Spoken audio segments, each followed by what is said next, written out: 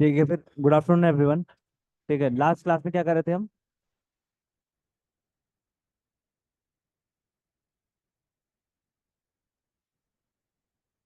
साफ ही होगा पानी।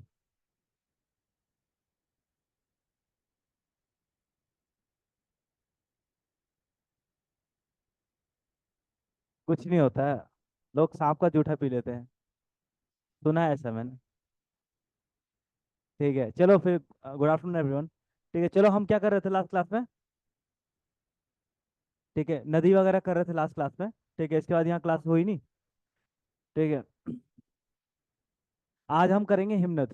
क्या करेंगे? सबसे पहले हिमनद करेंगे और फिर यहाँ पर उत्तराखंड की जो ताल है वो देखेंगे। इसके बाद अगला जो टॉपिक होगा उत्तराखंड का वनस्पति वन वगैरह होगा। और हम कोशिश करेंगे जल्दी जल्दी फटाफट सिलेबस पीरियड के हिसाब से निपटा दें। ठीक है। तो लास्ट में क्या था, नदियां थी, नदियां मैंने आपको बता दी और जितने संभावित क्वेश्चन है इन्हीं नदियों से पूछा जाएगा। ठीक है। और ज्यादा टफ क्वेश्चन नहीं आएंगे, याद रखना।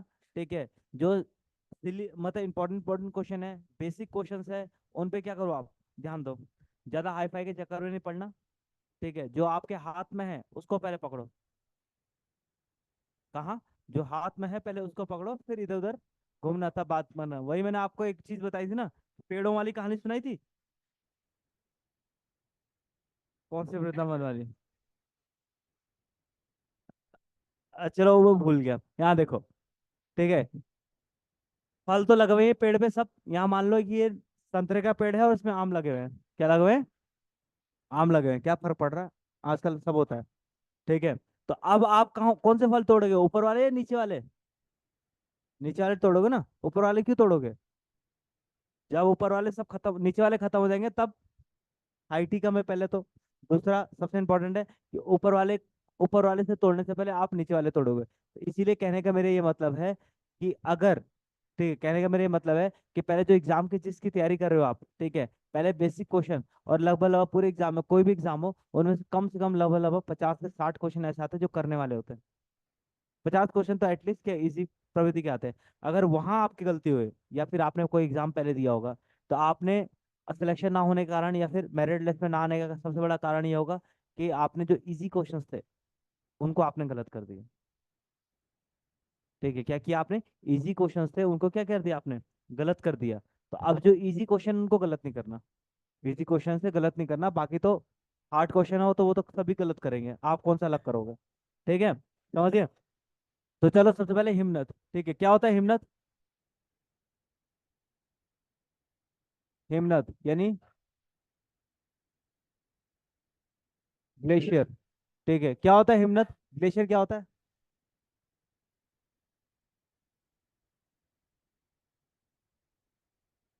कर लो एक बार। कौन कर रहा है ये? अब बैठ तो गए फिर भी कर रहे हो, कहाँ से हो रहा है? करो उसको जल्दी फटाफट। अरे चेयर को आग कर लो जनाब। ठीक है, अब हो गया। अब बढ़िया है। हाँ, क्या कह रहा था मैं? हिमनद होता है क्या हिमनद? अरे बर्फ की नदी।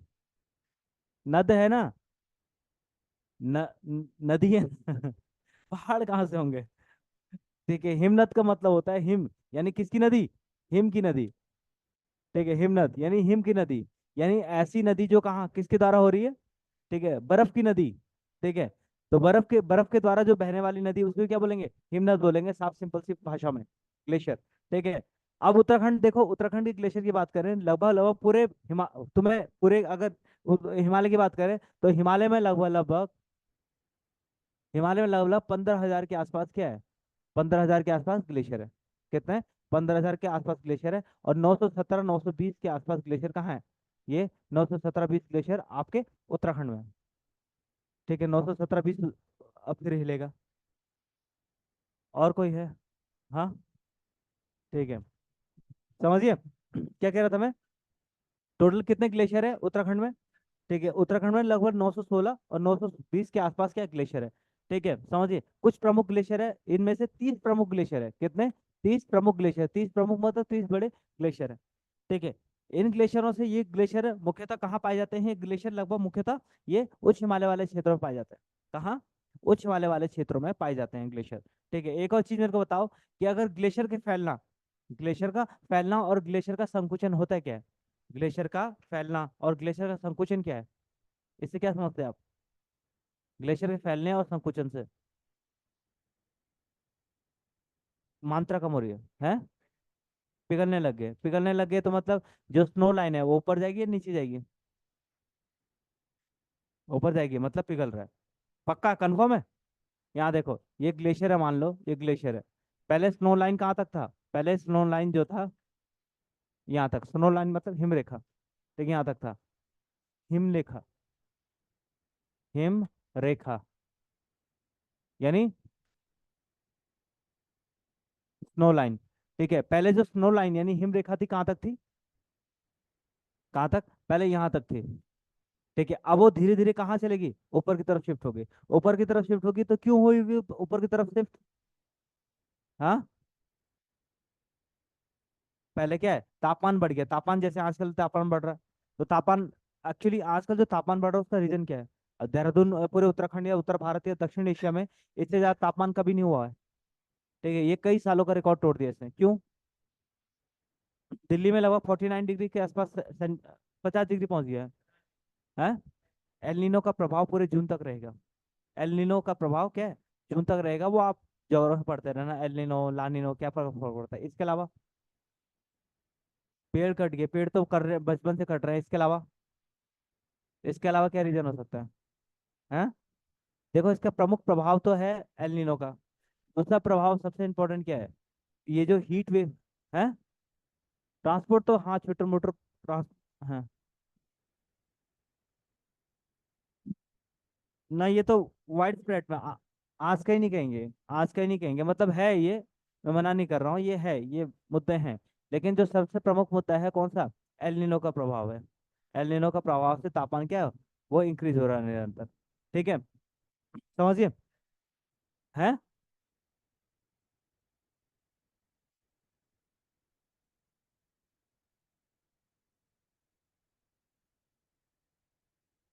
एल नीनो पता नहीं? 2 सेकंड में देखो।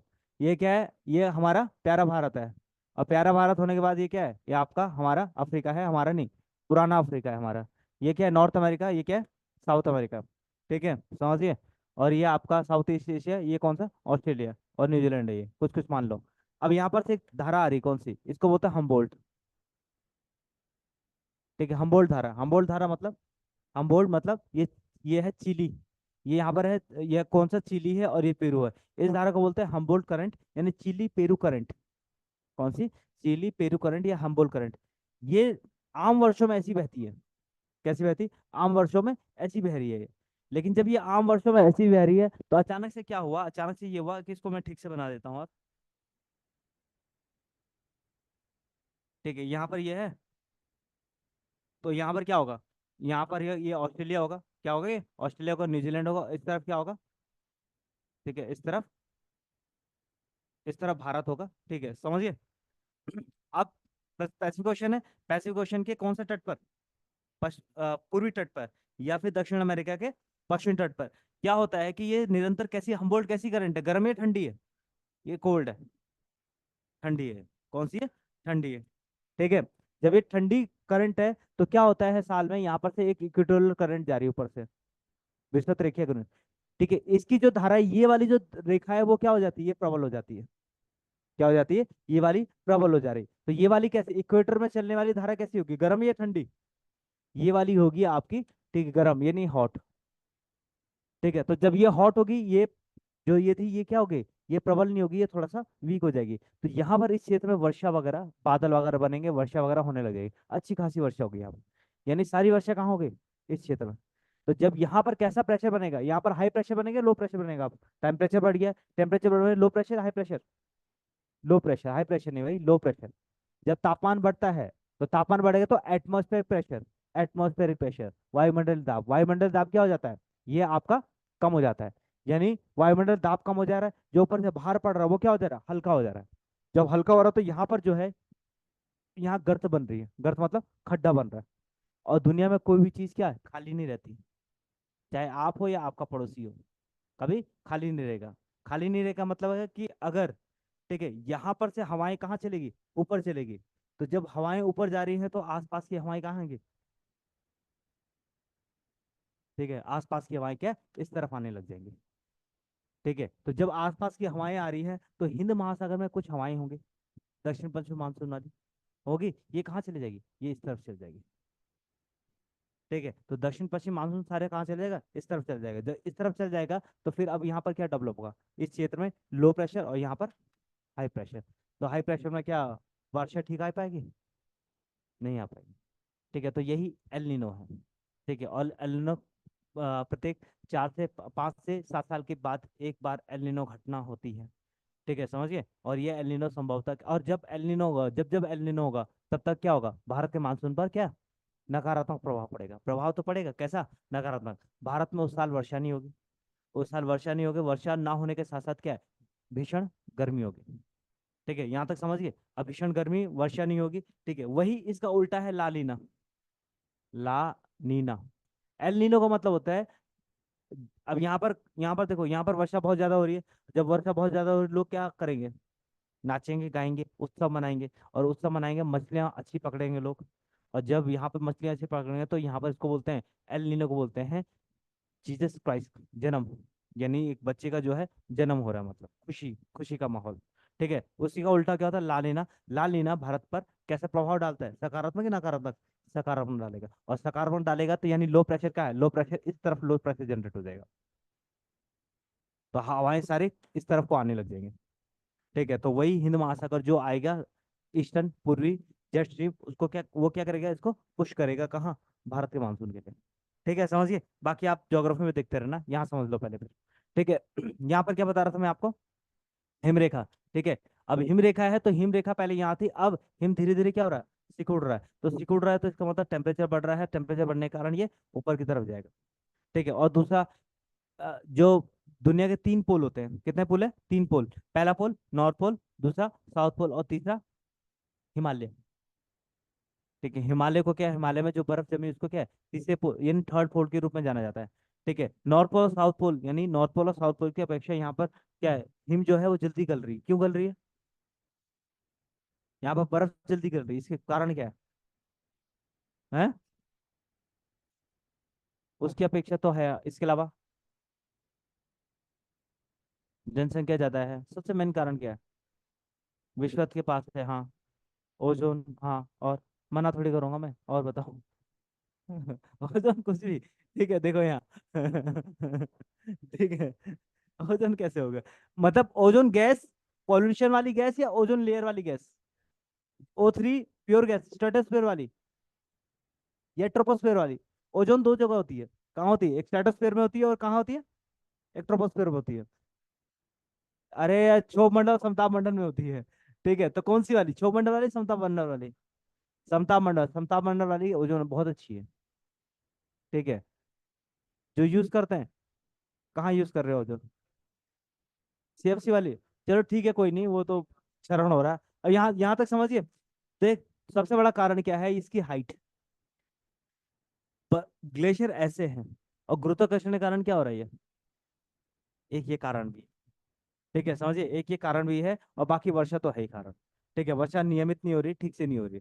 और उत्तराखंड में या उत्तराखंड के महा हिमालय वाले क्षेत्र में जो वर्षा होती है, कहाँ से कहाँ, वो प्रारूप देखेंगे वर्षा का भी, कहाँ सबसे ज्यादा जो वर्षा होगी महा हिमालय वाले क्षेत्र में, किस डायरेक्शन वाले मानसून से होगी, पश्चिमी विक्षोभ। क्यों दक्षिण पश्चिम मानसून नहीं? ठीक है, दक्षिणी पश्चिमी विक्षोभ के कारण, क्योंकि पश्चिमी विक्षोभ के कारण हिम हिम होता है। और देखना कि जब उत्तर भारत वाले, मतलब भारत में जब वर्षा काल होता है तो मान हिमालय वाले काल में ज्यादा वर्षा नहीं होती, वहां पर सिर्फ बर्फबारी होती, कब होगी, ग्रीष्म वर्षा शरद ऋतु में। ठीक है, चलो सबसे पहले लिखो हिमनद। ठीक है, हिमनद बताता हूँ मैं आपको। ठीक है, देखो हिमनद में लिखो। किन किन हिमनदों के नाम जानते हो आप, किन किन ग्लेशियर के नाम जानते हो? मिलाम, गंगोत्री, पिंडर, हाँ, खतलिंग, खंगी कौन है, हाँ खतलिंग, और है खांगला, खांगला है, है कफनी। ठीक है, चलो कोई नहीं, लिखो। ठीक है, महान हिमालय में, महान हिमालय के महान हिमालय के, महान हिमालय के हिम से बकेट, हिम से ढके भाग यानी हिमाच्छादित, मान हिमालय के हिमाच्छादित भागों में, हिमाच्छादित यानी हिम से ढके भागों में, मान हिमालय के हिम से ढके भागों में एक विशेष ऊंचाई से, एक विशेष ऊंचाई से स्थित, एक विशेष ऊंचाई से स्थित उन हिमखंडों यानी बर्फ के टुकड़ों, उन हिमखंडों कोमा, जिसमें जिसमें खिसकने, जिसमें खिसकने गलने आदि की क्रिया होती है, जो खिसकने गलने आदि की क्रिया होती है, उनको उनको हिमनद कहा जाता है। तभी बहेंगी, हाँ एक ही जगह पर रहेंगे तो हिमनद नहीं कहा जाएगा। ये बढ़ती रहती है घटती रहती है, ठीक है, बढ़ती रहती है और घटती रहती है। ग्लेशियर को, ग्लेशियर को हिमनद, ग्लेशियर को हिमनद, ब, कौमा बर्फ की नदी, बर्फ की नदी, या बमक, बमक चमोली वाले क्षेत्र में मिलेंगे आपको बहुत सारे बमक, बमक। ये तिब्बतिन वाले भाषा, ये तिब्बतिन ये कह सकते हैं कि ऊपर कौन कौन सी जनजाति रहती है, भोटिया जनजाति, तो वो इस शब्द का प्रयोग करते हैं बमक, ठीक है, बमक के रूप में जाना जाता है, के रूप में जाना जाता है। अगला पॉइंट देखो, अगला पॉइंट देखो, संपूर्ण हिमालय में, संपूर्ण हिमालय में, अगला पॉइंट, संपूर्ण हिमालय में 1500 से अधिक, 15,000 से अधिक, संपूर्ण हिमालय में 15,000 से अधिक हिमनद अवस्थित है, संपूर्ण हिमालय में 15,000 से अधिक हिमनद अवस्थित है, जिसमें जिसमें लगभग 920 उत्तराखंड में अवस्थित है, जिसमें लगभग 920 उत्तराखंड में अवस्थित है, जिसमें लगभग 920, 920 उत्तराखंड में अवस्थित है। हाँ, ये करेक्ट डाटा नहीं है, कहीं 917 है, बस एक समझने की कोशिश करो बस, ठीक है, 920 उत्तराखंड में अवस्थित है, ठीक है। अगला पॉइंट है, उत्तराखंड में 30 प्रमुख, उत्तराखंड में 30 प्रमुख बड़े हिमनद हैं, उत्तराखंड में 30 प्रमुख बड़े हिमनद हैं, ठीक है, 30 प्रमुख हिमनद है, ठीक है। अच्छा एक और चीज इसमें, एक और क्लियर पॉइंट आपको लो, हिम हिम रेखा यानी स्नो लाइन बताया था, ठीक है, स्नो लाइन पूर्वी हिमालय में ज्यादा ऊपर होगा या पश्चिमी हिमालय में ज्यादा ऊपर होगा? ऊपर, पक्का, ऊपर मतलब समझ रहे हो? हाँ हाइट, जैसे कि हिमालय है, ठीक है, हिमालय है ये। यहाँ पर मान लो कि यहाँ पर मैंने हिमरेखा बताई, तो हिमरेखा मतलब कि कहाँ ज्यादा है हिमरेखा, ठीक है, यहाँ पर कहाँ ज्यादा होगी, लगभग यहाँ पर 4500, मतलब यहाँ पर लगभग 4500, क्या 4500 मीटर में मिल रही है, या यहाँ पर 4500 मीटर में, तो कहाँ ज्यादा, कहाँ अगर हम जाएंगे नीचे से ऊपर जाएंगे तो जल्दी हिमनत कहाँ मिल जाएगा हमें, यहाँ मिलेगा या यहाँ मिलेगा? नहीं समझ रहे हो? जैसे हम पहाड़ों पे जाएंगे ऐसे क्वेश्चन बनते हैं, हाँ ऐसे क्वेश्चन बनते हैं, ठीक है, जैसे हम पहाड़ से ऊपर की तरफ, पहाड़ की तरफ जाएंगे तो हमें जल्दी बर्फ कहाँ मिलेगी, यहाँ मिलेगी यहाँ मिलेगी, पश्चिम हिमालय में, ठीक है, पश्चिम हिमालय में लगभग लगभग 4200 मीटर या 3900, 4,000 मीटर मान लो, 4,000 मीटर के आसपास क्या हमें मिलना शुरू हो जाता है क्या, हिमनत मिलना शुरू हो जाता है, जैसे गंगोत्री 3900 या 3,900 मीटर के आसपास हमें गंगोत्री ग्लेशियर मिलना शुरू हो जाता है, ठीक है। तो जो स्नो लाइन है या कह सकते हैं हिम रेखा है, वो पश्चिम हिमालय में क्या है, नीचे है। क्यों है, इसके पीछे मैंने रीजन बताया आपको, तो बताया तो बताओ आप, आपका आपकी बारी है रीजन बताने की।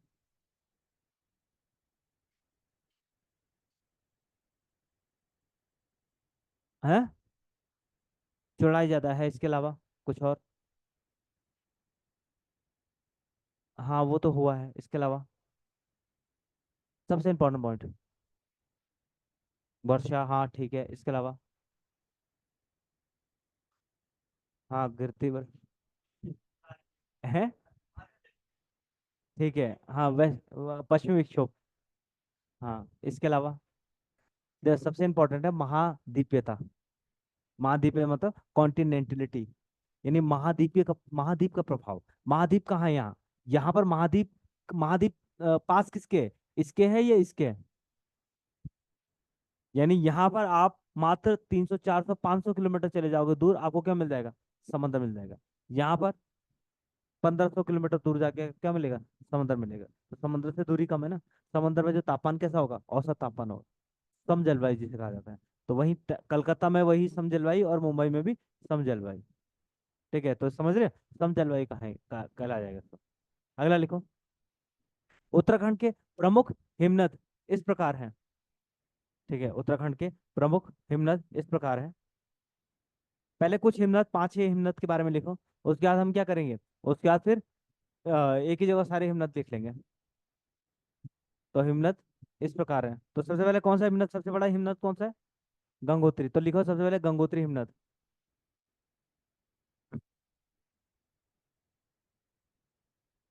ठीक है। देखो जो हिमनद है, मान लो कि एक गंगोत्री है, लेकिन उसके अंदर भी बहुत सारे छोटे छोटे हिमनद होते हैं। जैसे कि एक नदी बताई मैंने आपको। जैसे कौन सी नदी बताई? मान लो कि मैंने आपको अलकनंदा बताई। बताई तो आपने बोला हाँ यार अलकनंदा भी है। लेकिन अलकनंदा के अंदर कितनी नदियां हैं? बहुत सारी नदियां हैं। समझ रहे हो? तो मतलब इंपॉर्टेंट तो एक है, लेकिन उसके आसपास क्या है? बहुत सारे हिमनद है। जैसे ज्योग्राफी में बहुत सारा आपने मोराइन पढ़ा होगा, अरेट पढ़ा होगा, अगर आकृति पढ़ी है, भू आकृतियां पढ़ी है। भू आकृति में हिमानी के द्वारा निर्मित आकृतियां पढ़ी है।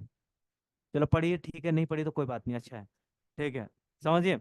तो जो अलग अलग आकृतियां हैं, जैसे मान लो कि एक एक हिमनद जा रही है, तो हिमनद जा रहा है, हिमनद है मतलब यहाँ पर इसके आसपास से क्या है, कुछ हिमनद यहाँ पर आके मिलते रहते हैं। ठीक है, समझिए। तो सबसे पहले लिखो आप गंगोत्री, गंगोत्री हिमनद लिखा। ठीक है, इसमें लिखो पहला पॉइंट लिखो, ये सबसे बड़ा है ना।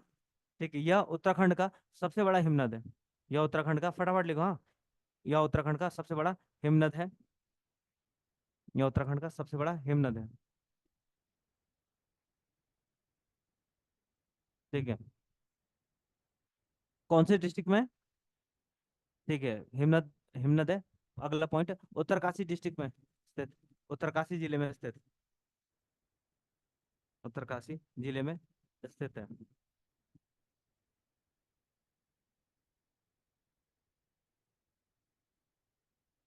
ठीक है, अगला पॉइंट, इसमें कई हिमनद अवस्थित हैं। इसमें कई हिमनद अवस्थित हैं। जैसे चतुरंगी, जैसे चतुरंगी, कैलाश, कौमा मान, कौमा रतनवन, जैसे चतुरंगी। चतुरंगी बताया था, चतुरंगी मैंने कहाँ बताया था? कौन सी नदी निकाली थी यहाँ? भागीरथी निकाली थी मैं, भागीरथी के आसपास मैंने बोला चतुरंगी पर्वत है। ठीक है, समझिए, बताया था। अब वो चीज अब रिलेट करते चलो। चतुरंगी, ठीक है। आए थे उस दिन? हाँ, इसीलिए मैंने पढ़ाया था। मैंने बोला नहीं आ रहे तो पढ़ा देते हैं। ठीक है, लिखो चतुरंगी कौमा रतनवन, इन्हें नोट देख लेना। रतनवन, ठीक है, आदि। ठीक है, समझिए। तो जैसे मान लो गंगा है, गंगा में एक पर्वत होगा चतुरंगी। चतुरंगी में और पर्वत मैंने बताए थे, पीतवर्ण, नीलांबर। ठीक है? ठीक है। और यहीं पर क्या है, यहाँ पर अब छोटे छोटे हिमनद ऐसे करके बने होंगे, अब हिमनद पर लिखे और साथ साथ में गंगोत्री ये गंगा में मिल रहे हैं, इसमें मिल रहे हैं। ठीक है, समझिए, अगला पॉइंट देखो। ठीक है, ये हो गया। और आपको बताने की जरूरत है भाई, गंगोत्री, गंगोत्री यानी गौमुख। गौमुख से कितना, लगभग 17 किलोमीटर की दूरी इसकी है। ठीक, गंगोत्री पूरा ग्लेशियर है। ठीक है, और वहीं पर से गंगोत्री से कौन सी नदी निकल रही है? कौन सी नदी? भागीरथी नदी, लिख लो। ठीक है, इस हिमनद के गौमुख नामक स्थान से, गौमुख यानी गाय का मुख। हमारे प्रिय पशु घोड़ा होता था, घोड़े का भी मुख हो जाता हूँ। इस स्थान से, या इस हिमनद से गौमुख, या इस क्या लिखा आपने? हाँ, इस हिमनद के गौमुख नामक स्थान से भागीरथी नदी का उद्गम होता है। भागीरथी नदी का उद्गम होता है। ठीक है। और कभी आपको गंगोत्री, और जैसे आपने बहुत सारे एक्सपीडिशन देखे होंगे, किसके, जो ये NIM, Nehru institute of mountaineering के, या फिर जितने पर्वतारोही हैं, ठीक है। आपने देखो हर साल आप सुनते होंगे कि अभी अक्टूबर नवंबर दिसंबर आने दो, कि भाई यहाँ पर एक्सपीडाइशन करने गए थे, और फिर उत्तरकाशी वाले क्षेत्र में क्या है, इनकी मृत्यु होगी, बर्फ पिघलने से इनकी मृत्यु होगी। तो उत्तरकाशी आपने ज्यादा सुना होगा। तो जितने ही हिमनद या जितनी जो है क्षेत्र, ठीक है, वो उत्तरकाशी में है। ठीक है। और उत्तरकाशी में थोड़ा ठीक है, मतलब और के मुकाबले थोड़ा चैलेंजिंग है। कुमाऊं में इतने ज्यादा चैलेंजिंग हिमनद नहीं है। कुमाऊं में एक ही चैलेंजिंग है, नंदा देवी पर्वत चोटी। ठीक है, कोई पूर्वी, पश्चिमी नहीं, पूर्वी। ठीक है। तो लिखो अगला, ये हो गया आपका। और ध्यान रखना है, ये जो हिमनद है वो सबसे तीव्र गति से क्या हो रही है, पिघल रही है। सबसे तीव्र गति से पिघल रही है, लगभग लगभग हर वर्ष, या कह सकते हैं कि ये अभी तक कितना, लगभग हर वर्ष 22 मीटर ये पीछे खिसक रही है। हर वर्ष कितना, 22 मीटर पीछे खिसक रही है। और 2 मीटर के आसपास उत्तरी अमेरिका, सॉरी, अमेरिका, उत्तरी और साउथ अमेरिका और यूरोप एक दूसरे से दूर जा रहा है। सोचिए कितनी तेजी से गिर रहा है। ठीक है, नहीं समझ रहे हो। हाँ, दोनों एक दूसरे से क्या जा रहे हैं, दूर जा रहे हैं, ये देखो। कहाँ गया हो, बनाया था मैंने डायग्राम एक कभी। ये ये दोनों है ना, नॉर्थ अमेरिका साउथ अमेरिका। ये वाला जो क्षेत्र है, ये एक दूसरे से अलग जा रहे हैं प्रतिवर्ष। ठीक है, अगला लिखो। अगला दूसरा बड़ा कौन सा हिमनद है, पिंडारी। मिलम कहाँ से है? अभी पिंडारी है। हाइट वाइट क्या करोगे लिख के, हाइट वाइट तो कुछ नहीं है, हिमनद है। हिमनद ये देख सकते हो आपके भाई, 2900 मीटर। विस्तार इसका, विस्तार क्या पूछेगा, कोई नहीं पूछेगा, विस्तार सबसे बड़ा है। लिखना है विस्तार। ठीक है। विस्तार क्यों पूछ रहे हो, कॉपी क्यों भर रहे हो खाली अपनी। ठीक है, कॉपी काय को भर रहे हो, विस्तार लिखना है तो लगभग, क्या कह रहे हो, सियाचिन। दूसरा गंगोत्री होगा शायद। ठीक है, अगला लिखो, अगला पॉइंट लिखो। पिंडारी ग्लेशियर, पिंडारी, इसका विस्तार पूछ रहे थे आप। किलोमीटर, 30 × 4 किलोमीटर कर दो, कितना होता है, 3 4 12, 120 किलोमीटर। 120 वर्ग किलोमीटर क्षेत्र में फैला हुआ है ये। ठीक है, 120 वर्ग किलोमीटर क्षेत्र में ये फैला हुआ है। अगला, ऐसा कभी नहीं पूछेगा आपसे। ठीक है, पूछ देगा तो कोई बात नहीं, जयराम जी की। लिख लो यार। लिख लो। इसका विस्तार, ठीक है, इसका विस्तार लिखो, इसका विस्तार। ठीक है, इसका विस्तार 30 किलोमीटर लंबा। इसका विस्तार 30 किलोमीटर लंबा और 4 किलोमीटर चौड़ा है। इसका विस्तार 30 किलोमीटर लंबा और 4 किलोमीटर चौड़ा है। तथा, लिख लो, लिख ही लो, कोई बात नहीं। तथा 120 वर्ग किलोमीटर क्षेत्र में विस्तारित है। 120 किलोमीटर है, नहीं लिखना था गंगोत्री में, आपने किसे पिंडारी में लिखा। ठीक है, कोई बात नहीं। देखो, जो गंगोत्री है, ठीक, ये गंगोत्री ना 30 किलोमीटर लंबा है। ठीक है, और 4 किलोमीटर चौड़ा है। ठीक है, और इन दोनों को मल्टीप्लाई करोगे ना, तो 120 किलोमीटर स्क्वायर जो है, इसका क्या है, पूरा क्षेत्रफल है, ये पूरा क्षेत्रफल ना 120 किलोमीटर क्षेत्रफल है। ठीक है, अगला लिखो। इतना ही होता ना, 3 4 12, 120 किलोमीटर स्क्वायर। अगला लिखो, पिंडारी ग्लेशियर। अब लिखो अगला, पिंडारी ग्लेशियर। लिखो, इसमें लिखो, यह यह चमोली और पिथौरागढ़, यह चमोली और, सॉरी, चमोली और बागेश्वर, यह चमोली और बागेश्वर में विस्तारित है। यह चमोली और बागेश्वर में विस्तारित है। ठीक है, चमोली और बागेश्वर में विस्तारित है। ठीक है, अगला पॉइंट लिखो, यह उत्तराखंड का दूसरा सबसे बड़ा ग्लेशियर है। यह उत्तराखंड का दूसरा सबसे बड़ा ग्लेशियर है।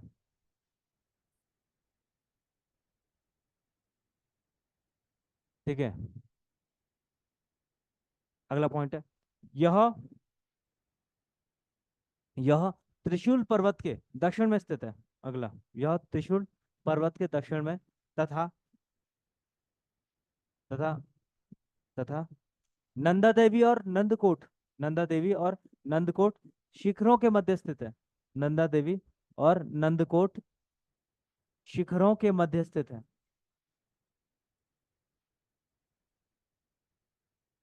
हाँ, नंदा देवी और नंदाकोट, नंदा देवी और नंदाकोट शिखरों के मध्य स्थित है। शिखरों के मध्य स्थित है ये नंदा देवी, नंदा देवी, ये नंदा कोट। ठीक है, आपको पता है नंदा देवी की इतनी, हर मतलब मैक्सिमम चीजें नंदा देवी के नाम से क्यों है उत्तराखंड में? क्यों है?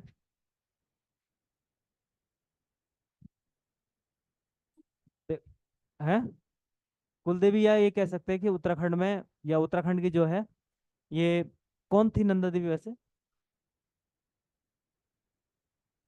पार्वती थी या कोई और? आपने सुना होगा श्री कृष्ण, श्री कृष्ण जब आठवीं संतान पैदा हुई, किसके, श्री कृष्ण के माता पिता जी की, तो कौन पुत्री पैदा हुई? तो वही पुत्री नंदा देवी के रूप में।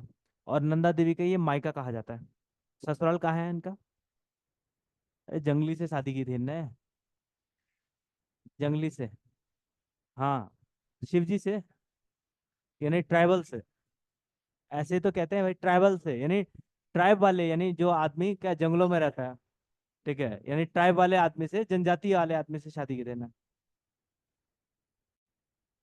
नाम, ठीक है, नाम अलग अलग है।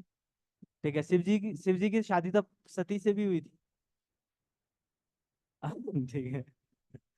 ठीक है, लिखो अगला लिखो। ठीक है, कहाँ थे हम? ठीक है, कौन सी नदी निकलती है यहाँ से? पिंडारी नदी निकलती है, लिखने की जरूरत है? ठीक है, लिख लो फिर। पिंडारी नदी का उद्गम क्षेत्र। अगला लिखो, फटाफट लिखो, पिंडारी नदी का उद्गम क्षेत्र। ठीक है, पिंडारी नदी का उद्गम क्षेत्र, यानी पिंडर नदी का उद्गम क्षेत्र, पिंडर नदी का। ठीक है, अगला, तीसरा बड़ा है मिलम। मिलम, मिलम, मिलम है। ये त्रिशूल पर्वत के पूरब में स्थित है। ठीक है, पहले लिखो कौन से डिस्ट्रिक्ट में है ये पिथौरागढ़ में, लिखो। यह पिथौरागढ़ में स्थित है तथा, यह पिथौरागढ़ में स्थित है तथा कुमाऊं क्षेत्र का, या तथा कुमाऊं क्षेत्र का, या शुद्ध रूप से कुमाऊं क्षेत्र का, शुद्ध रूप से कुमाऊं क्षेत्र का सबसे बड़ा हिमनद है। शुद्ध रूप से कुमाऊं क्षेत्र का सबसे बड़ा हिमनद है। शुद्ध रूप से कुमाऊं क्षेत्र का सबसे बड़ा हिमनद है। कौन सी नदी का उद्गम होता है यहाँ से? है, पलटो जरा पेज। गोमती, सरयू, गौरी गंगा। हम्म, लिखो अगला। इस क्षेत्र से गौरी गंगा का उद्गम होता है। इस क्षेत्र से गौरी गंगा का उद्गम होता है। और गौरी गंगा किसी सहायक नदी है? हाँ, काली नदी की सहायक नदी है। इस क्षेत्र से गौरी गंगा का उद्गम होता है तथा गौरी गंगा का उद्गम होता है, ये मैं नहीं बताऊंगा कौन सा है क्या है। ठीक है, अगला पॉइंट लिखो। यह उत्तराखंड का तीसरा सबसे बड़ा हिमनद है। यह उत्तराखंड का तीसरा सबसे बड़ा हिमनद है। अगला लिखो। ठीक है, आपने सुना होगा एक इनर लाइन परमिट, सुना होगा, आईएलपी। बाकी और ग्लेशियर वगैरह में आप चले जाओ, लेकिन क्या ये जो कुमाऊं वाले है, पिथौरागढ़ वाले ग्लेशियर है, या पिथौरागढ़ वाला क्षेत्र है, यहाँ पर आपको आईएलपी यानी इनर लाइन परमिट लेना पड़ता है। यानी आपको अगर जाना है पिथौरागढ़ वाले क्षेत्र में घूमने जाना है, तो आपको क्या लेना पड़ेगा? Inner line permit. मतलब एक क्षेत्र जैसे मुनस्यारी के ऊपर, जब आप डीडी हाट से ऊपर की तरफ जा रहे हो ना, काला पानी की तरफ, या कूटी गांव मैंने आपको बताया, कुटियांगी, जो कुटियांगती या कुटी नदी किसकी सहायक नदी है? काली नदी की। या उस क्षेत्र में आपको जाना है, कालागिरी, नामिक।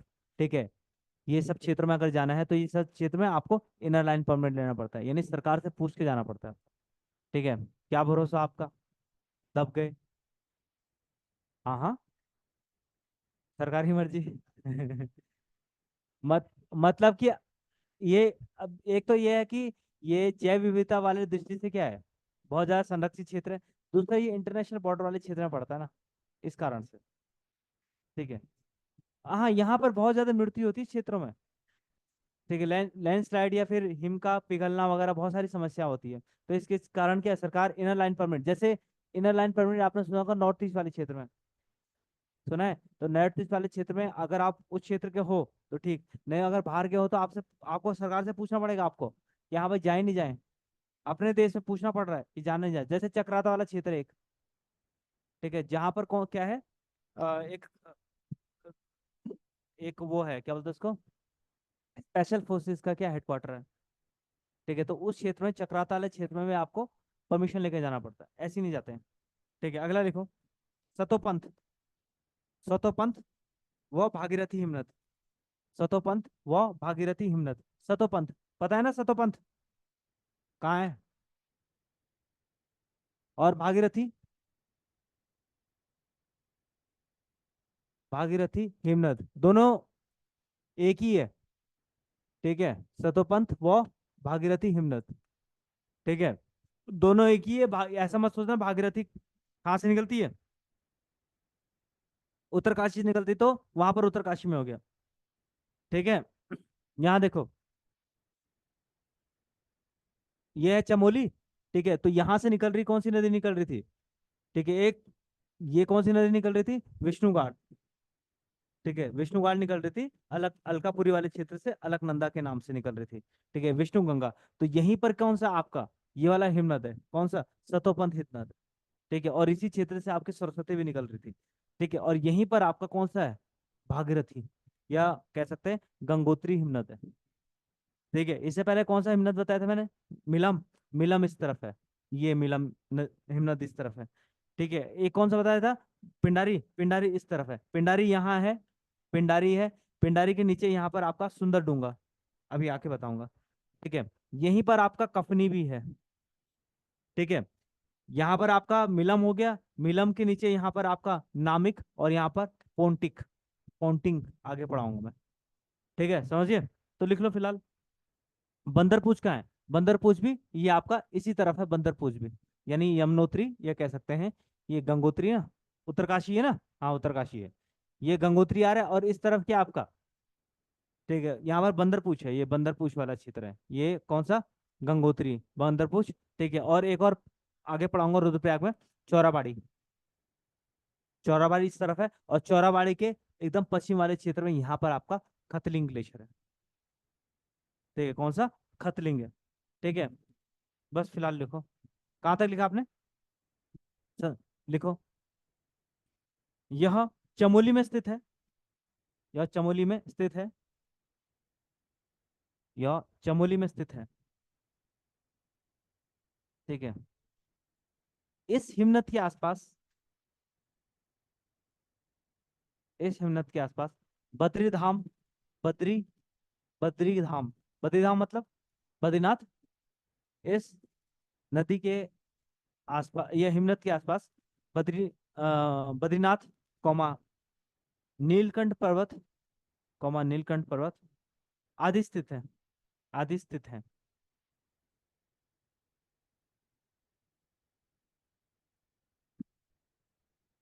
इस हिमनद को अलकापुरी हिमनद के रूप में भी जाना जाता है। इस हिमनद को अलकापुरी हिमनद के नाम से भी जाना जाता है। इसीलिए ये पूरा वाला जो क्षेत्र है क्या, अलकापुरी क्षेत्र कहा जाएगा इसको। ये वाला पूरा क्षेत्र है ना अलकापुरी, और अलकापुरी से ही आपने बहुत ज्यादा पढ़ा होगा कि अलकनंदा का उद्गम होता है। अलकापुरी से किसका उद्गम हो रहा है? अलकनंदा का उद्गम हो रहा है, लिखो फटाफट। ठीक है, इस क्षेत्र को अलकापुरी के नाम से भी जाना जाता है। और अलकापुरी आप, कौन सा राजा, कौन सा राजा था? राजा सुबाहु। ठीक है राजधानी अलकापुरी वाले क्षेत्र थे, ठंडे स्थानों में रहते थे। अगला लिखो। ठीक है, ठीक है, क्लियर है। ठीक है, अगला लिखो इसमें ही, इसकी आकृति, इसकी आकृति आराम कुर्सी। कुर्सी कैसी होती है? कुर्सी है, कुर्सी में आराम से बैठा हो कोई, या कुर्सी तो जनरली ऐसे होता है ना, है? और ये वाली कुर्सी कैसी है? थोड़ा लेटने वाली है, मतलब ऐसी है, साथ साइड में पीछे आराम वाली है। तो आराम कुर्सी की जैसी है। ठीक है, इसकी आकृति आराम कुर्सी के भांति है। इसकी आकृति आराम कुर्सी के भांति है। ठीक है, रिक्लाइन वाली। ठीक है, आराम कुर्सी के भांति है। ठीक है, अगला। अगला है खतलिंग ग्लेशियर। खतलिंग हिमनद। खतलिंग हिमनद। खतलिंग। खतलिंग। ये है खतलिंग। कौन सी डिस्ट्रिक्ट में है ये? सॉरी, अच्छा, खतलिंग ये रहा। ठीक है, लिखो इसमें। यह टीरी। यह टीरी। ठीक है, यह टिरी में अवस्थित है। यह टिरी में अवस्थित है। ठीक है, यह टिरी में अवस्थित है। ठीक है, कौन सी नदी निकल रही है? अगला। यहाँ से भिलांगना नदी का उद्गम होता है। यहाँ से भिलांगना नदी का उद्गम होता है। देखो, कभी कभी ना, अब आपको इन्फॉर्मेशन पता है। अब मान लो कि ये तो प्री है, चलो। लेकिन मेंस में कभी आपको कितने शब्दों में आए? ठीक है, मान लो कि 25 शब्द, 20 शब्दों में, 20 शब्दों में, 20 शब्दों में या 50 शब्दों में, कि खतलिंग ग्लेशियर 20 शब्दों में आएगा। खतलिंग ग्लेशियर तो क्या करोगे? जितना पड़ा है वो लेट दो। जितना पड़ा है वो लेट दो। ये मत सोचो कि भाई उसको क्या सोचेगा वो। जब जब आप कुछ इन्फॉर्मेशन दोगे ना मेरे को, तो आप जो जनरल इन्फॉर्मेशन है वही दोगे ना, तो मुझे ऐसा लगेगा हाँ भाई पड़ा हुआ है। ठीक है, और वही इन्फॉर्मेशन मेरे पास भी होगी। ठीक है, वही इन्फॉर्मेशन अगर आप मेरे को बताओगे तो मेरे को लगेगा हाँ भाई पढ़ा रखा है, जानता है बस। समझे? कुछ एक्स्ट्रा सुनने की जरूरत नहीं। कभी कभी इंटरव्यू में भी ऐसा होता है। इंटरव्यू में जितना जितना आपको पता है उतना दो। ज्यादा और स्मार्ट बनने की कोशिश मत करना। क्यों? अबे, एक सामने जो एग्जामिनर है वो आपका इंटरव्यू ले रहा है। और इंटरव्यू लेने के बाद सब थोड़ी अब इतने इतने बड़े इंटरव्यू ले रहा है तो पोस्ट में बैठा हुआ है। और कल को एक नौसिखिया आदमी आके, लड़का, ठीक है, आके क्या है, इंटरव्यूअर को कोई इन्फॉर्मेशन दे। ठीक है, तो कैसे लगेगा उसको? ईगो हट होगा नहीं होगा? ज्यादा नॉलेज झाड़ रहे हैं। ठीक है। तो कभी कभी एक्सेस नॉलेज से भी बचना चाहिए। कभी कभी। ठीक है, और कभी कभी ऐसा भी होता है, आपके पास बहुत सारे नॉलेज है, एग्जाम में कंफ्यूज हो गए। ठीक है, अगला लिखो। ठीक है, अगला लिखो। इस हिमनद में इस हिमनद में अगला, इस हिमनद में कीर्ति स्तंभ, या कीर्ति शाह के नाम पे कीर्ति स्तंभ,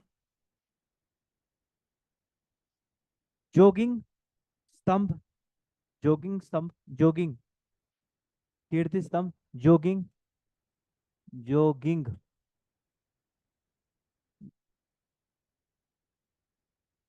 जोगिंग, जोगिंग। ठीक है, बार्थ क्वार्टर, बार्थ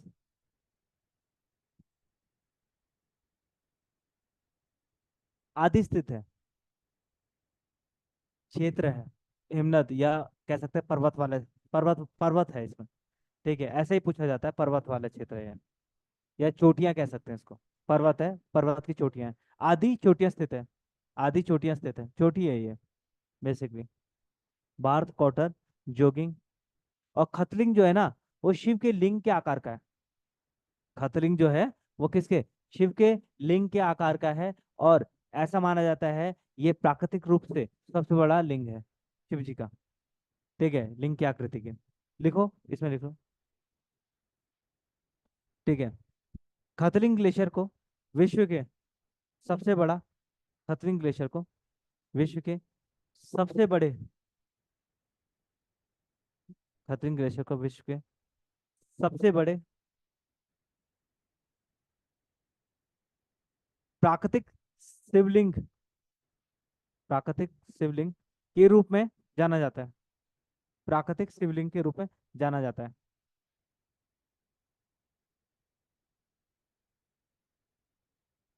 अगला लिखो। चौराबाड़ी हिम्मत। चौराबाड़ी। चौराबाड़ी।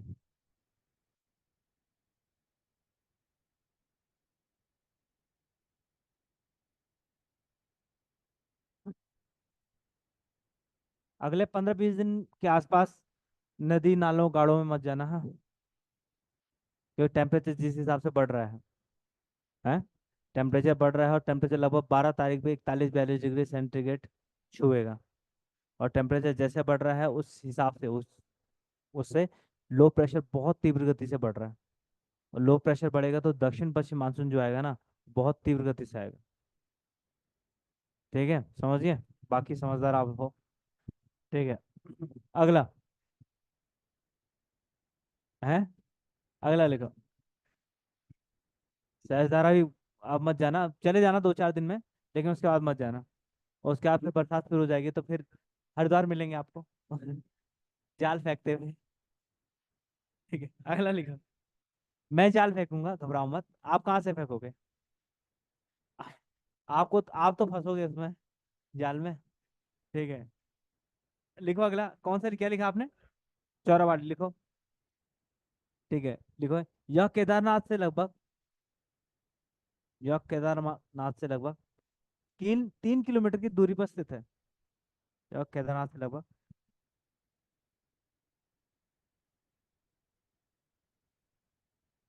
3 किलोमीटर की दूरी पर स्थित है। ठीक है, अगला। मंदाकिनी इसकी सहायक नदी है। मंदाकिनी इसकी सहायक नदी है, तो सॉरी, मंदाकिनी नदी का उद्गम, ऐसे लिखो। अगला अगला पॉइंट लिखो। इस इस हिमनद के तलहटी पर, इस हिमनद के तलहटी पर मतलब बर्फ पिघला, बर्फ पिघलने के बाद क्या है? सरोवर बना। इस हिमनद के तलहटी पर प्रसिद्ध गांधी सरोवर स्थित है। प्रसिद्ध गांधी सरोवर स्थित है, जहां से मंदाकिनी नदी का उद्गम होता है। स्थित है जहां से मंदाकिनी नदी का उद्गम होता है। अब मंदाकिनी नदी किसी सहायक नदी है, ये घर में जाके आराम से देखते रहना। अगला, बंदरपूछ। अगला, बंदरपूछ हिमनद। बंदरपूछ या बंदरपूछ।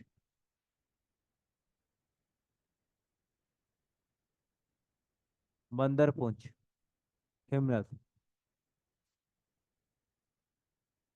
ठीक है, कहाँ है ये? ठीक है, अगला लिखो इसमें। यह उत्तरकाशी जिले में, यह उत्तरकाशी जिले में,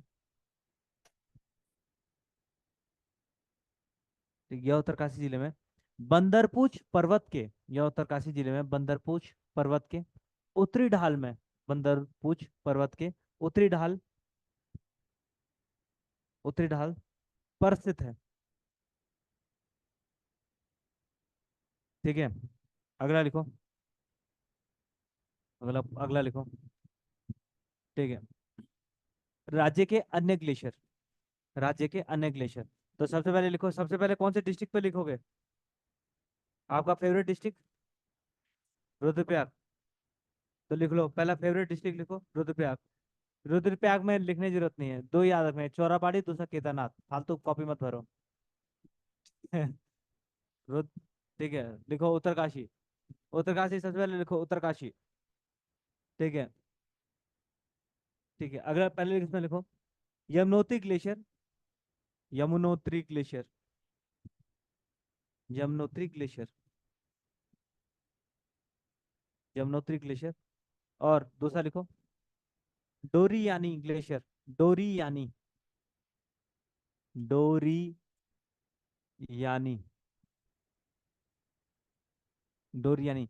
ये गंगोत्री ग्लेशियर के आसपास स्थित है, डोरियानी। ठीक है, कहाँ है ये? गंगोत्री ग्लेशियर के आसपास है। उत्तरकाशी। और तीसरा, उत्तरकाशी में मैंने आपको बताया था बंदरपूछ गंगोत्री है, ये लिखाने की जरूरत है? बिल्कुल जरूरत नहीं है। अगला लिखो।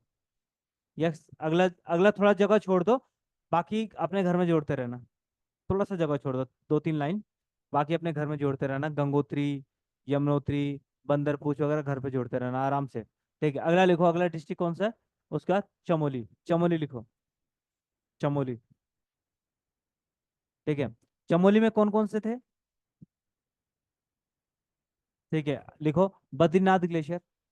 बद्रीनाथ ग्लेशियर,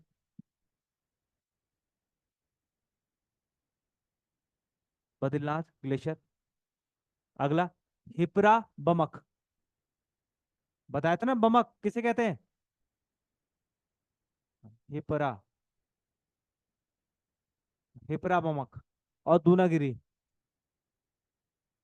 दूनागिरी। दूनागिरी। एक और बताया था मैंने, कहाँ है दूनागिरी? हाँ, अल्मोड़ा में। अल्मोड़ा में कहाँ? दोरहाट। चौकटी अलग है, दोरहाट अलग है। ठीक है, दोरहाट में। ये क्या लिखा आपने? हिपरा बमक और दूनागिरी दोनों कहाँ है? चमोली में। बाकी थोड़ा छोड़ते रहो, लिखते रहना। जैसा तो पंथ, भागीरथी। ठीक है। हैं? अगला लिखो, अगला कौन सा है? पिथौरागढ़। लिखो पिथौरागढ़। पिथौरागढ़। पहले लिखो। काली। काली। पोटिंग।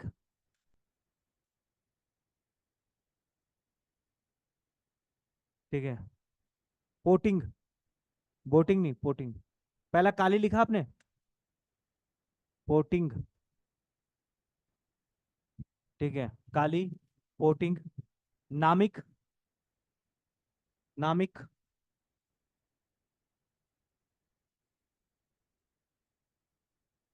नामिक। रामल। नामिक। रामल। है। रामल। रामल। ठीक है। सॉरी, रालम है, रालम। रालम, रालम। आप क्या कह रहे थे? रालम। रालम। ठीक है। ये हो गया किसका? ठीक है, एक और लिख लो इसमें। हीरा मणि। हीरा मणि। हीरा मणि। हीरा मणि। ये आपका कहाँ का? पिथौरागढ़ का हो गया। और कौन सी डिस्ट्रिक्ट बचा? बागेश्वर लिखो। बागेश्वर में कौन सा है? सुंदर डूंगा। सुंदर डूंगा। कफनी। ठीक है। सुंदर डूंगा, कफनी। ठीक है।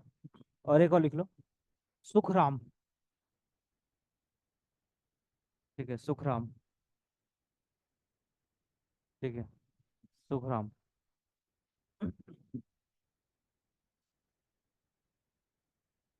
हो गया। यही है। बाकी दो दो डिस्ट्रिक्ट वाले ज्यादा पूछते हैं। तो दो डिस्ट्रिक्ट वाले कौन से बताए? सबसे पहले मैंने यहाँ पर बताया पिंडारी। ठीक है, पिंडारी बताया था आपको। और क्या बताया था? पिंडारी। और? ठीक है। तो दो डिस्ट्रिक्ट वाले, एक पिंडारी लिखाया था, एक खतलिंग। खतलिंग में कहाँ है आपका? है टिहरी, लेकिन ये खतलिंग चौराबाड़ी से लगा हुआ कहाँ? ये रुद्रप्रयाग में भी है। ठीक है। तो लिख लो खतलिंग, एक नोट लिखो। नोट लिखो, नोट। NOT, नोट लिखो। पिंडारी ग्लेशियर। पिंडारी ग्लेशियर बागेश्वर और चमोली में अवस्थित है। तथा। तथा खतलिंग ग्लेशियर। तथा खतलिंग ग्लेशियर। पिंडारी ग्लेशियर बागेश्वर और चमोली में अवस्थित है। तथा खतलिंग ग्लेशियर। तथा खतलिंग ग्लेशियर। कहाँ है खतलिंग? हाँ, खतलिंग ग्लेशियर टिहरी और रुद्रप्रयाग में अवस्थित है। अगला लिखो। उत्तराखंड की झील या सरोवर।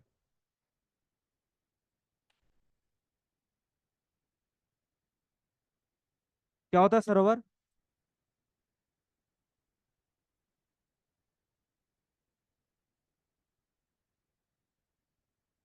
नदी और झील में डिफरेंस क्या होता है? हाँ, बताओ बताओ। सही बता रहे हो। हम्म। कृत्रिम। वो तो होता ही है, मतलब होता क्या है? ठीक है। यानी जो पानी बह रहा है उसको बोलते हैं नदी। और जो पानी रुका हुआ है उसको झील बोलेंगे, सरोवर बोलेंगे, ताल बोलेंगे, कुछ भी बोल लो। ठीक है, आपकी मर्जी है। ठीक है, क्लियर है? हाँ। Land boundary. लैंड बाउंड्री से घिरी होनी चाहिए। ऐसा भी नहीं है। ऐसी झील भी है। ठीक है। जो लैंड बाउंड्री से ना हो, है कोई?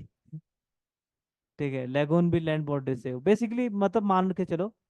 ठीक है। जैसे सागर के लिए कहते हैं, तो सागर के लिए कहते हैं कि भैया कम से कम उसका एक दो पार्ट किससे घिरा होना चाहिए, दो पार्ट कम से कम किससे घिरा होना चाहिए, है लैंड से। जैसे अरब सागर तीन भागों से, बंगाली खाड़ी तीन भागों से, एक है सारागोसो सागर, सारागेसो, सुना है, कहाँ है ये?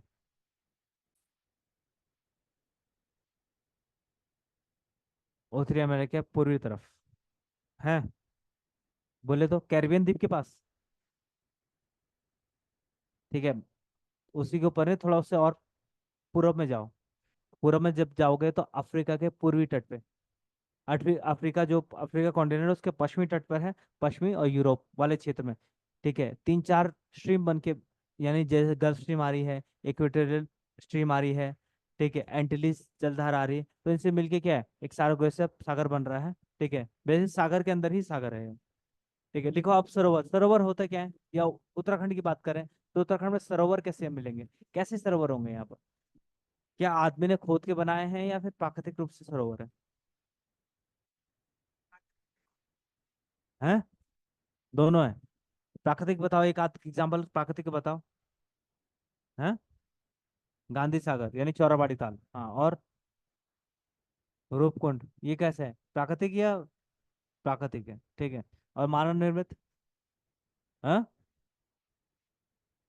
टिहरी झील यानी उसका नाम क्या है, राम, रामतीर्थ सागर।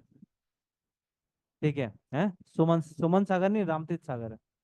हालांकि श्रीदेव सुमन के नाम से है, लेकिन रामतीर्थ सागर से। क्लियर है?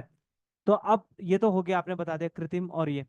मुझे बताओ कि उत्तराखंड जो यहाँ पर, फिलहाल हम किसकी सागरों की बात करेंगे, प्राकृतिक की बात करेंगे। ठीक है, जो प्राकृतिक सागर है उसका निर्माण कैसे हुआ होगा, प्राकृतिक सरोवर, प्राकृतिक सरोवर का निर्माण कैसे हुआ होगा, बताओ। किसी ना किसी कारण तो हुआ होगा, सुना होगा आपने, चलते फिरते कहीं। नहीं सुना है? तुक्का लगाओ ना। है, कभी, हाँ, नदी पहले चलती होगी तो रास्ता बदल गया होगा, इसके अलावा और? हाँ, सबका विसर्ग का निर्माण, विसर्ग का निर्माण, नदियों के द्वारा विसर्ग का निर्माण जो है, वो जो झीलों का निर्माण केवल केवल हरिद्वार में करेंगे। किसमें? हरिद्वार वाले क्षेत्र में। ठीक है, निकलेगा, निकालते हैं पानी को कहीं ना कहीं से। ठीक है, देखो, उत्तराखंड में अगर बात करते हैं तो सबसे पहले महान हिमालय वाले क्षेत्र में, हिमालय वाले क्षेत्र में, ठीक है, नदियों का निर्माण होगा। कैसे होगा यहाँ पर हिमालय, हिमालय वाले क्षेत्र में? दो तीन तरीके से होगा। पहले तो प्लेट टेक्टोनिक, विवर्तनिक सिद्धांत। ठीक है, दूसरा निर्माण ये हो सकता है कि भाई बर्फ पिघली, बर्फ पिघलने के बाद क्या, सरोवर का निर्माण होगा। बर्फ पिघली और बर्फ पिघलने के बाद भाई खाली जगह थी यहाँ पर, हो गया। दूसरा, अगर मध्य हिमालय वाले क्षेत्र में करें, मध्य हिमालय वाले क्षेत्र में, तो यहाँ पर विवर्तनिक, नो डाउट, विवर्तनिक पहला। दूसरा यह है कि यहाँ पर एक विवर्तनिक, विवर्तनिक पता ना, नहीं पता? विवर्तनिक यानी टेक्टोनिक, प्लेट टेक्टोनिक, टेक्टोनिक यानी हमारा जो, मतलब ऐसा भी हो सकता है कि भाई प्लेटें आपस में टकराई, कौन सी, यूरेशियन प्लेट और साथ में इंडो ऑस्ट्रेलियन प्लेट आपस में टकराई, टकराने बाद कुछ क्षेत्र में झील का निर्माण हो गया, टेक्टोनिक वाला वो क्षेत्र। ठीक है, विवर्तनिक। इसके अलावा भूस्खलन। हम्म, जैसे गोना झील का नाम सुना होगा आप, नदी चुपचाप बह रही है, बह रही है, ठीक है, अचानक से पर्वत टूट के आ गया, और जब ये आ गया तो इसके पीछे वाला क्षेत्र क्या बन गया, झील। मजा आ गया। ठीक है, एक बार यही झील रामगंगा में बना था, और फिर प्रशासन ने 1 महीने के अंदर अंदर इसको तोड़ दिया। क्यों तोड़ा? हाँ, अगर ये खुद टूट गया तो बड़ी संभावना हो जाएगी, इसे पहले तोड़ दो। ठीक है, नहीं तो भूस्खलन के अब कई सालों में 1,000, मतलब कि भूस्खलन हुआ होगा, भूस्खलन के पूरा पत्थर या फिर पूरा पर्वत यहाँ पर जमा हो गया, जमा होगा, धीरे धीरे क्या है, झील बन गया, और ये वाला जो पार्ट है धीरे धीरे क्या, स्ट्रांग होने लग गया। ये हो गया। इसके अलावा कि आपने देखा होगा चूना पत्थर, चूना पत्थर, सुना है चूना पत्थर? चूना पत्थर क्या करता है? सिंक होल का नाम सुना है? कास्ट, या तबकेश्वर मंदिर गए होंगे। तो तबकेश्वर मंदिर जो है, जो पूरा क्षेत्र है, किसका बना है? वो चूना पत्थर का। और जो शिवलिंग है, स्टैगलैगमाइट।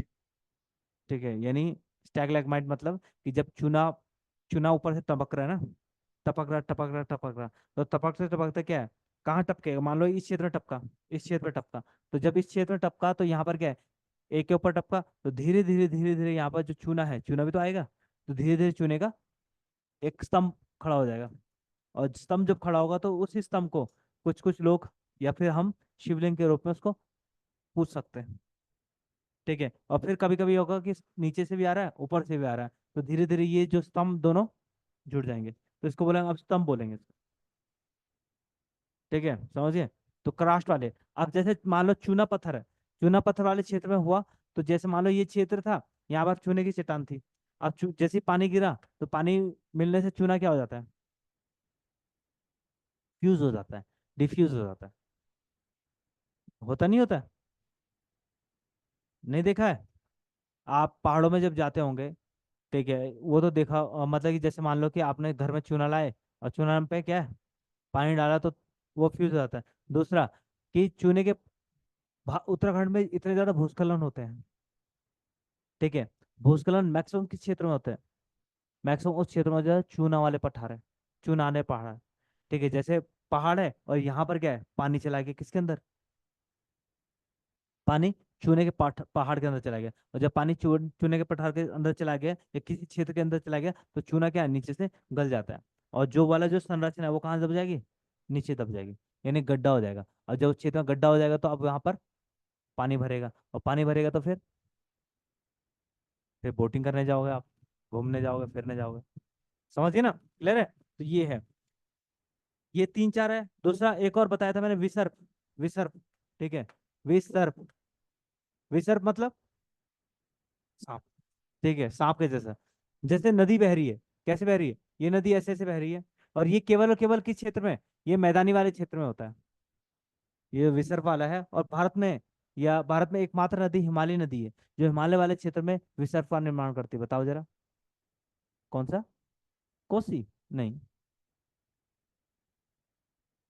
ठीक है, कोसी रास्ता बदलने के लिए, वो बिहार वाली कोसी बोल रहे हो? तो वो बिहार, बिहार तो मैदान में है। हिमालय नदी है नो डाउट, लेकिन बिहार में आके ब्रह्मपुत्र नहीं, ब्रह्मपुत्र खड्ड में होकर बहती है। वो एक, जब आप मैप में देखो ना, तो एक खड्ड में होकर बह रही है। ठीक है, जम्मू कश्मीर की एक नदी है, उसका नाम है झीलम। ठीक है, झीलम क्या है, वो विसर्प में बहती है। किसमें? विसर्प में बहती है। तो ये जो विसर्प में बहने का मतलब है, विसर्प के द्वारा निर्मित झील। नदी बह रही है, आराम से बह रही है, कोई दिक्कत इसको? कोई दिक्कत नहीं। अब अचानक से, ये तो नॉर्मल स्ट्रीम है इसकी, अचानक से क्या है, नदी में, नदी का पानी बढ़ गया। नदी का पानी बढ़ गया, तो नदी में बाढ़ आ गई। आई, बाढ़ आ गई, तो नदी फैल जाती है। जब नदी फैल जाती है, तो नदी अपने साथ क्या करती है, ये वाला नदी क्या कर रही है, या नदी एक्स्ट्रा पाथ से होकर घूमती है। पहले नदी यहाँ बह रही थी, अब नदी ने एक्स्ट्रा पाथ से होकर घूमी। जब एक्स्ट्रा पाथ से होकर घूमी, तो फिर नदी चली गई। नदी क्या होगी, अब दोबारा मानसून खत्म हो गया, मानसून खत्म होने के बाद क्या हुआ, कि नदी जब बह रही थी, तो नदी ने क्या किया, ये वाला जो क्षेत्र था, नदी का कौन सा क्षेत्र, नदी का ये वाला जो क्षेत्र था, इस क्षेत्र में अब पानी जमा हो गया। इस क्षेत्र में क्या जमा हो गया? पानी जमा हो गया। ये वाला जो क्षेत्र है, ये विसर्ग के द्वारा निर्मित क्षेत्र है, और उसको बोलते हैं गोखुर झील। कौन सा? गोखुर झील। समझिए। तो गोखुर झील का निर्माण उत्तराखंड में होता है, और केवल कहाँ? हरिद्वार वाले क्षेत्र में। ठीक है, समझिए। और मैक्सिमम जो उत्तराखंड में जितनी भी झीलें बनी हैं, उन झीलों का निर्माण के पीछे क्या कारण है? विवर्तनिकी, टेक्टोनिक। और बहुत सारी बुकों में आपको सिर्फ और सिर्फ टेक्टोनिक मिलेगा। तो लिखो जरा इसको, सरोवर झील। इसे लिखो, फटाक से लिखो। उत्तराखंड के महान व लघु हिमालय में, उत्तराखंड के महान व लघु हिमालय में, उत्तराखंड के महान व लघु हिमालय में, महान व लघु हिमालय में वर्तमान में जो सरोवर अथवा ताल मौजूद है,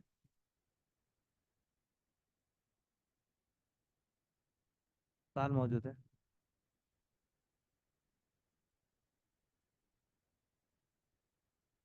अधिकांश का निर्माण अधिकांश का निर्माण विवर्तनिकी, विवर्तनिकी,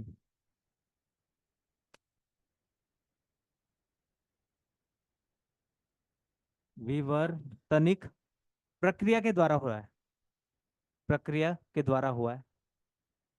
किंतु, किंतु, किंतु शिव प्रसाद डबराल, शिव प्रसाद डबराल के अनुसार, शिव प्रसाद डबराल के अनुसार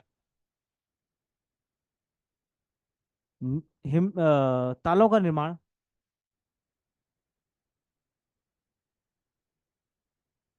तालों का निर्माण हिमानी के द्वारा, तालों का निर्माण हिमानी के द्वारा, हिमानी के द्वारा लाए गए मोराइन, मोरिन या मोराइन, लाए गए मोराइन, मोराइन के कारण हुआ है। क्या होता है मोराइन, क्या होता है? जैसे मान लो कि ये वाला क्षेत्र मान लो, जैसे जोशीमठ वाला है, क्या है? जोशीमठ वाला क्षेत्र है। जोशीमठ के नीचे कौन सी नदी बह रही है? अलकनंदा बह रही है। कौन सी बह रही है? अलकनंदा। अलकनंदा बह रही है, और अचानक से क्या हुआ कि या फिर अलकनंदा बह रही होगी, या फिर पहाड़ों में कभी कभी क्या होता है, ये पहले ये समझो। तो ये वाला जो क्षेत्र है, बर्फ का मोराइन, मोराइन सुना है आपने? जोशीमठ किस पे बसा हुआ है? मोराइन, हिमोट पे बसा हुआ है मोराइन। यानी हिम, बर्फ धीरे धीरे क्या है, हिमानी धीरे धीरे पिघल रही थी। तो इसके कारण क्या है, ये मलबा कहाँ, इस नदी पे आ गया। और इस नदी पे आ गया तो फिर इसके पीछे क्या बना, क्या निर्मित शुरू हो गया? झील का निर्माण हो गया, पहला। दूसरा ये है कि भाई इसी क्षेत्र में कहीं घाटी थी, पर्वत, चारों तरफ क्या था, हिमानी था। और हिमानी जब हिम के पर्वत थे, और बीच में एक संकरी घाटी थी, तो यहाँ हिम धीरे धीरे पिघल के आने लगी, और यही क्षेत्र क्या है, सौर का निर्माण हुआ। जैसे रूपकुंड वाला क्षेत्र है, कौन सा? रूपकुंड वाला क्षेत्र है। ठीक है। क्या लिखा आपने? मोराइन, क्या लिखा? मोराइन के द्वारा, कार के कारण हुआ है। ठीक है, के कारण वही नदी मार्गों में फिसलने के कारण हुआ है। ठीक है। उपरांत हुआ है कुछ सरोवरों की उत्पत्ति, कुछ सरोवरों की उत्पत्ति, कुछ सरोवरों की उत्पत्ति, कुछ सरोवरों की उत्पत्ति धरातल के, धरातल के, धरातल के नीचे खिसक जाने से हुआ है।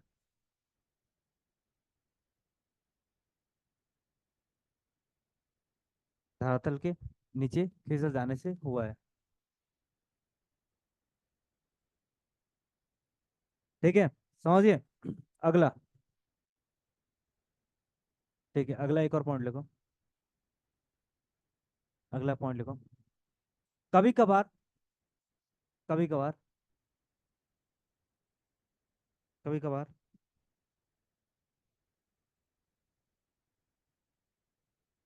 कभी कभार हिमनदों की उत्पत्ति, कभी कभी हिमनदों की उत्पत्ति वृहद पैमाने पर भूस्खलन, वृहद पैमाने पर भूस्खलन, भूस्खलन के द्वारा होती है, भूस्खलन के द्वारा होती है, जिससे, क्या लिखा? कभी कभी, हाँ, भूस्खलनों के द्वारा, हिमनद, हिमनद लिखा है मैंने, तो ग्लेशियर, सरोवर लिखो। पहले हिमनद पढ़ा है ना मैंने, तो उसी का हैंगओवर नहीं उतरा अभी। हाँ, तो क्या लिखा आपने? कभी कभी सरोवरों का निर्माण या झीलों का निर्माण, ठीक है, भूस्खलन या वृहद पैमाने पर भूस्खलन के द्वारा नदी का मार्ग, नदी का मार्ग अवरोध होने के, अवरोध, नदी का मार्ग अवरोधित होने पर अस्थाई झीलों का निर्माण होता है। नदी का मार्ग अवरोधित होने पर अस्थाई, स्थायी नहीं, अस्थाई झीलों का निर्माण होता है। जैसे जैसे जैसे विरही नदी, विरही नदी, विरही, जैसे विरही नदी, इसमें शायद गौना झील बना था, ठीक है, जो कितना 76 साल तक रहा था मतलब, ठीक है, वो बता दूंगा आगे। लिखना है, लिखना है। अगला लिखो। ठीक है, अस्थाई हुआ था। अगला एक और पॉइंट लिखो। हिमनदों का निर्माण मध्य हिमालय वाले क्षेत्र में, हिमनदों का निर्माण मध्य हिमालय एवं शिवालिक क्षेत्रों में, मध्य हिमालय में शिवालिक क्षेत्रों में। अरे, झीलों का निर्माण, झीलों का निर्माण, झीलों का निर्माण, झीलों का निर्माण मध्य हिमालय एवं शिवालिक क्षेत्रों में, मध्य हिमालय एवं शिवालिक क्षेत्रों में। चूना पत्थर, चूना पत्थर, चूना पत्थर वाली जगहों पर, चूना पत्थर वाली जगहों पर,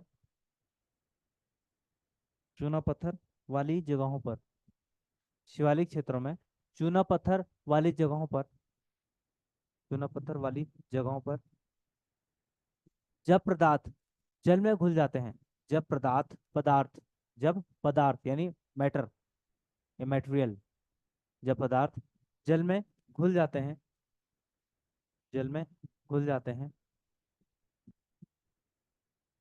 तो जल जमा होने पर, जल में घुल जाते हैं, तो जल के जमा होने पर, ये जल के जमा होने पर झील का निर्माण होता है, झील का निर्माण होता है। अगला पॉइंट।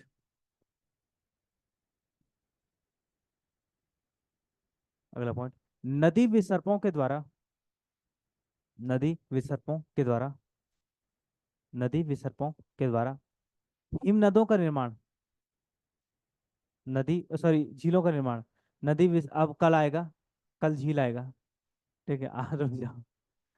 नदी विसर्पों के द्वारा आज किसमें, आम हिम मोड वाले मोड पे चल रहा है, ठीक है। ठीक, क्या लिखा आपने? नदी विसर्पों के द्वारा झीलों का निर्माण, झीलों का निर्माण गंगा, गंगा नदी के क्षेत्र में, गंगा नदी के क्षेत्र में हरिद्वार में निर्मित हुए, हरिद्वार में निर्मित हुए, कहीं कहीं हरिद्वार में मिल जाएंगे। नदी बह रही है आराम से और बगल में झील एक, और इतने स्पष्ट नहीं मिलते हैं, लेकिन मिलते हैं। ये स्पष्ट मिलते हैं निम्न गंगा के मैदान में, ठीक है, निम्न, ये गंगा का मैदान कितने भागों बटा हुआ है? तीन में, कौन कौन से? उच्च, मध्य और निम्न। तो ये जो झील है विसर्प वाले, मध्य गंगा वाले मैदान में मिलते हैं, मध्य गंगा वाले मैदान यानी पूर्वी उत्तर प्रदेश और बिहार वाले क्षेत्र में, ठीक है। निम्न गंगा वाले मैदान में भील कहते हैं, भील, दीपोर बील, बील, झील को ही, जो गोखुर झील है ना, उसको बील कहा जाता है। उसमें कोई डिफरेंस होता है, डिफरेंस बस ये होता है कि नदी का पानी आ रहा है आराम से, बाढ़ आई तो एक तटबंध बना के रखते हैं लोग, या प्राकृतिक भी होता है, या प्राकृतिक तटबंध आता है। नदी का पानी आया, बाढ़ आई और ये भर गया। विसर्ग तो क्या है, विसर्ग जैसी आएगी नदी तो विसर्ग कहाँ बनेगी, यहाँ बन जाएगी ना, है। लेकिन इसमें तीन ओर से प्राकृतिक तटबंध है, इस तरफ से नहीं था, बाढ़ आई, बाढ़ का पानी कहाँ जमा गया, यहाँ। फिर बाढ़ चलेगी, पानी का जमा का जमा रहेगा, तो इसको क्या बोलेंगे, बील, ठीक है, कौन सा, बील, ठीक है। इस पे काम करते हैं, यहीं पर करते हैं, ये हो गया आपका, ठीक है।